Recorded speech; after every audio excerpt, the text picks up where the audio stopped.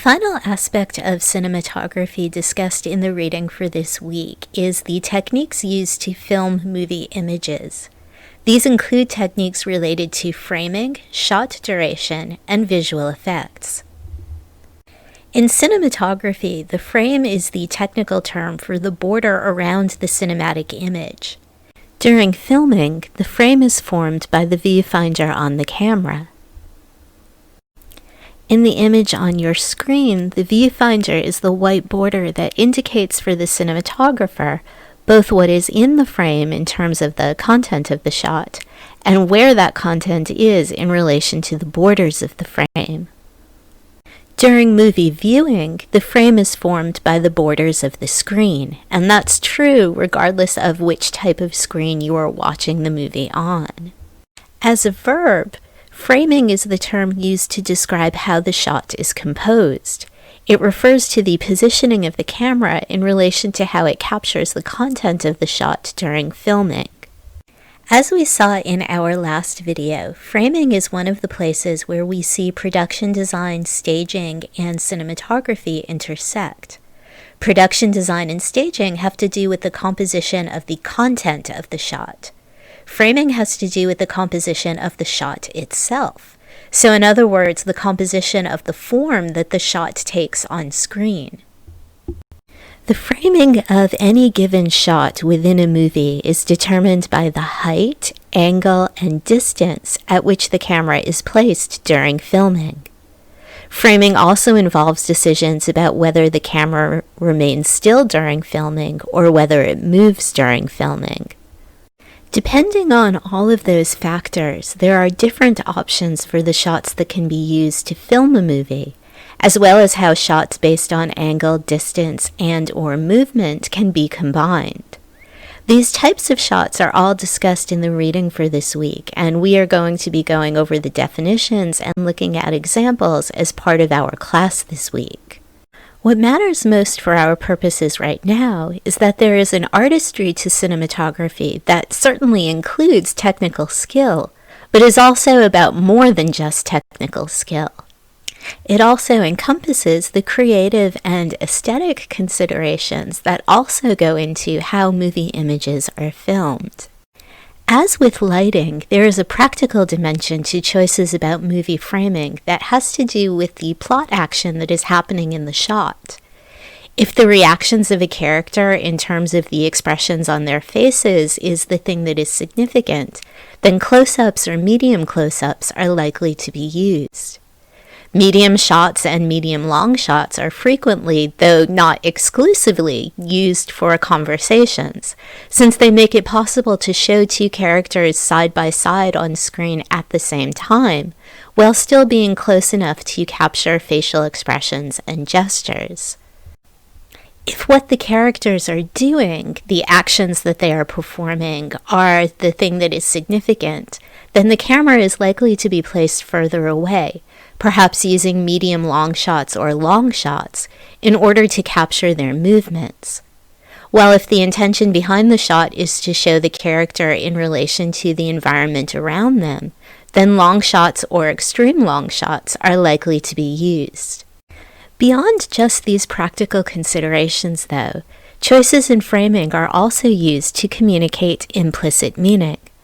For example, because high-angle shots tend to dwarf the characters that are visible in the frame, they are frequently, though again not exclusively, used to suggest vulnerability, threat, or endangerment. Conversely, because low-angle shots result in characters appearing to loom over the camera, they are frequently used to suggest power, and also sometimes menace. The slightly askew images that result from canted angles are frequently used to emphasize the suggestion of a world that is suddenly off-kilter. So, for example, in the image on the left from Cloverfield, the canted angle enhances the sense of chaos as these characters seek shelter in the subway during an alien attack on New York City.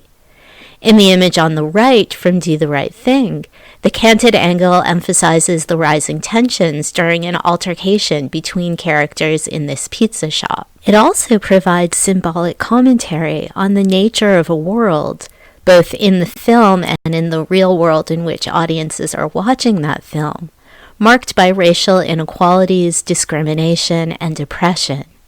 In this shot from Notorious, the placement of the camera at a height on level with the coffee cup, together with its positioning in the foreground of the shot, emphasizes its importance in terms of the plot of the movie, as the coffee contains poison meant to kill the woman sitting in the chair. In this shot from Strangers on a Train, the use of the extreme close-up to film the lens of the eyeglasses captures the reflection of a murder taking place off-screen. Both the framing and the visual distortion created by the lenses on the eyeglasses creates a disturbing image that enhances the sense of menace.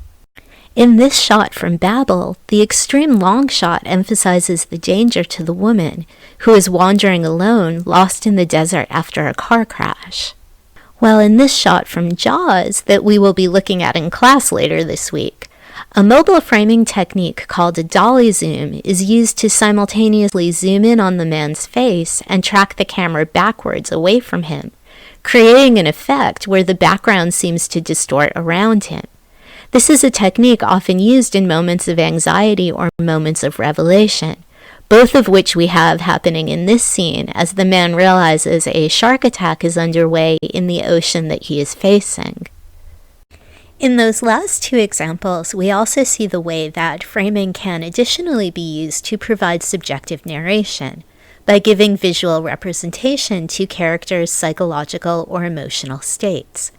In our last video, we examined the way that the shrinking aspect ratio is used in this shot from Waves to reflect Tyler's feeling of claustrophobia.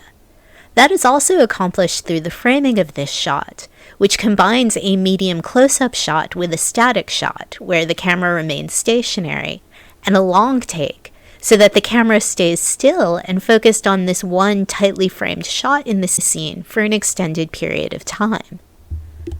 One of the most common ways that framing can be used to provide subjective narration is through the use of point-of-view shots, which use the camera to simulate for the audience the experience of seeing the plot action unfolding on screen through the eyes of a character in the film, as in this example from Hardcore Henry, which is unusual for being a movie filmed entirely using point-of-view shots. In this scene from Children of Men, which we are also going to be looking at in class this week, we see the combination of both point-of-view and objective shots used together with mobile framing and a 6-minute long take to provide subjective narration by giving visual representation to the chaos and panic that the characters experience as their car is attacked and one of them is seriously injured. These two examples from Waves and Children of Men also illustrate the way that framing intersects with shot duration in terms of cinematography. Shot duration refers to the amount of time that a shot is shown on screen. In Hollywood films, the average shot duration is somewhere between 5 and 7 seconds, which means that in any given scene, roughly every 5 to 7 seconds, there is an edit that switches to a different shot, filmed from a different camera position, that provides a different visual perspective on the action unfolding on screen. The average shot duration is just an average. It is not the only option, and in fact, shot duration is often varied in films, both for narrative purposes and for the purposes of communicating implicit meaning, or, as in the examples from Waves and Children of Men, for the purposes of subjective narration. Action scenes generally use short takes, with a shot duration averaging between 2 to 3 seconds, to help emphasize the action as well as to create suspense. The climactic battle scenes in Man of Steel and Avengers Infinity War both contain shots that have a duration of only a fraction of a second, as does the film A Field in England, which is not an action film, but which uses the extremely short shot duration to provide subjective narration in a scene where a character's perception of time is altered by being high. Depending on what is happening in the scene, movies may also use long takes, a shot that lasts for an extended duration in comparison to the 5 to 7 second average, but that is used in a scene that is also made up of other shots of varying durations. Finally, there are some cases where a movie might use a sequence shot, which is an entire scene made up of only one single shot filmed in one continuous take. We'll be looking at some examples of long takes and sequence shots in class as well this week. The final aspect of cinematography having to do with filming techniques is visual effects. Visual effects are movie special effects that are created using camera techniques or digital technologies like CGI. There are a lot of different visual effects techniques, but two of the most common are superimpositions, in which two images appear on screen at the same time, with one image overlaid over the other, and composite shots, which involve shooting parts of the same shot in two different takes and then joining the two shots into one single shot in the editing process. Green screening is one example of this, where actors are filmed on a soundstage and then other parts of the shot, which are computer generated, are added to the shot in post-production. Another very common type of composite shot is the split screen technique, in which two or more individual shots are shown on screen at the same time. While this is generally done to depict action taking place simultaneously in two different locations, as in the two images on the left, it can also be used to emphasize thematic contrasts, as in the image on the bottom right, or to provide dramatic emphasis, as in the image on the top right. In some cases, as in this example, split screens can also be used for aesthetic purposes, to create a movie image that is visually striking and/or interesting to look at. Visual effects, like framing, is a place in movies where we see the various aspects of film form, narrative, mise-en-scène, and cinematography, all working together to provide story information, to communicate implicit meaning, to provide subjective narration, and to contribute to the movie's overall visual aesthetic, sometimes all at the same time.